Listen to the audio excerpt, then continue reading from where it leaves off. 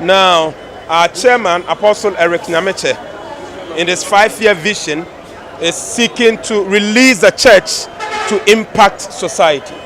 And therefore, one of the focal points of the vision is to partner government and private institutions in tackling societal issues. And so, apart from what we are doing now, we are going to be engaging the government to drill boreholes in various communities, build basic schools, even prison cells, and so on and so forth. But then we think that rolling out this entire vision must begin with something that is very, very overwhelming. And we realize that cleanliness and environmental care is an overwhelming need and challenge in Ghana. And therefore, we have rolled out this one, and the others will follow in subsequent years. Okay, so this vision is a 1-year vision. It's beginning from November and it will end in November 2019. Now, it has been spread out across the year so that each month there are issues we have to tackle. There are 4 prongs and approaches for this campaign. The first one has to do with education.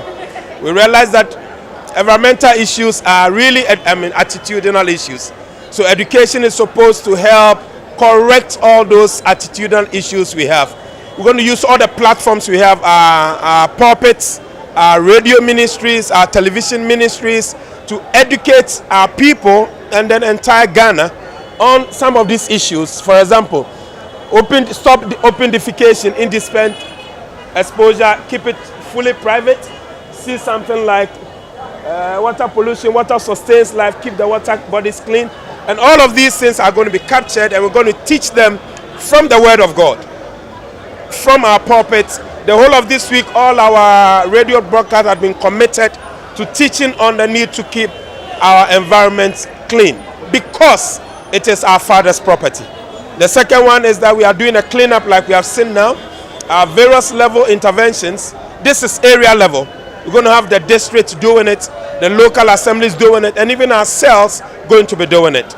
And then there is the community-based initiative. Each community is being asked to identify specific issues that are related to them and then deal with them that are related to the environment. And then, of course, use the social media to promote the campaign. All right. So, you realize, in fact, our passion was so high that we really wanted to collect the dustbins and then distribute them to our members.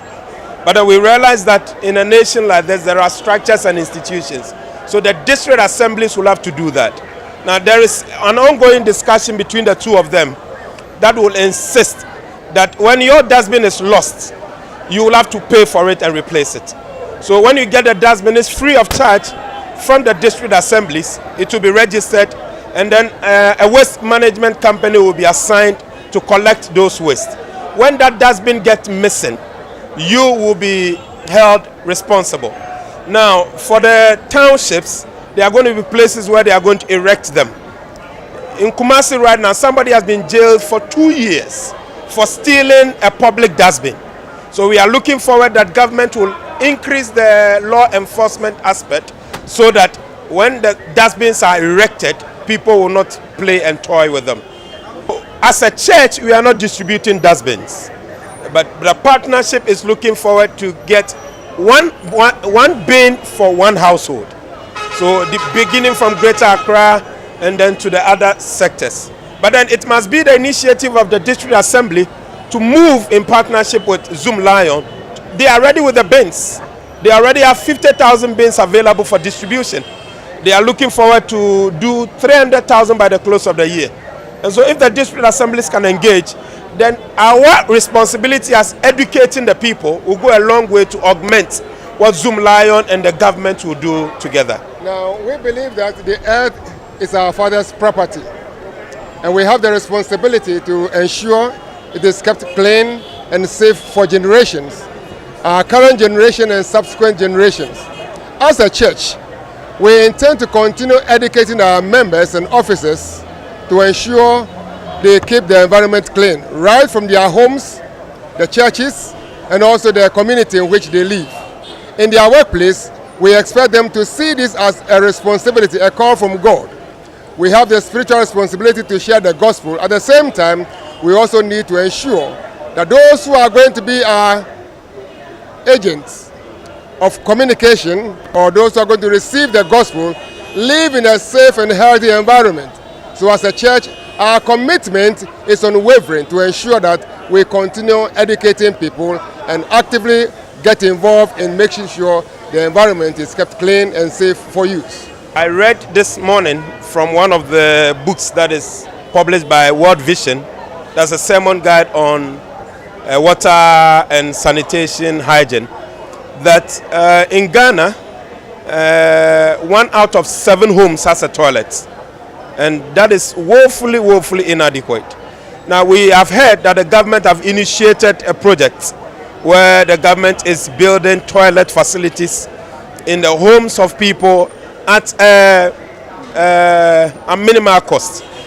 For now, as a church, we don't have any vision of building toilets for our people. We only want to come on board government, what government is doing, and if it is possible, accelerate it. Our churches are well established, not just the Church of Pentecost, but you take other churches very well established. So we are looking forward that government will increase the partnership of the faith-based organizations to push this agenda forward, so that we will be able to eliminate that aspect as well. And so we are calling all Christians in Ghana. The statistics indicate we have over 70% of Christians. And so obviously the filth we see around is not just by the 30%, it's all of us. And this is our father's property, like Pastor Konai said. He is the National Secretary. And each one of us will have a responsibility to give an account to God on how we took care of not just our bodies, but other people, and then the communities that the Lord has sent us in. And therefore we call on all Christians to come on board and let us keep our environment clean. Not just clean, but then there's the totality of environmental care should be taken seriously by every one of us. It is a divine call, and we must commit ourselves to do it.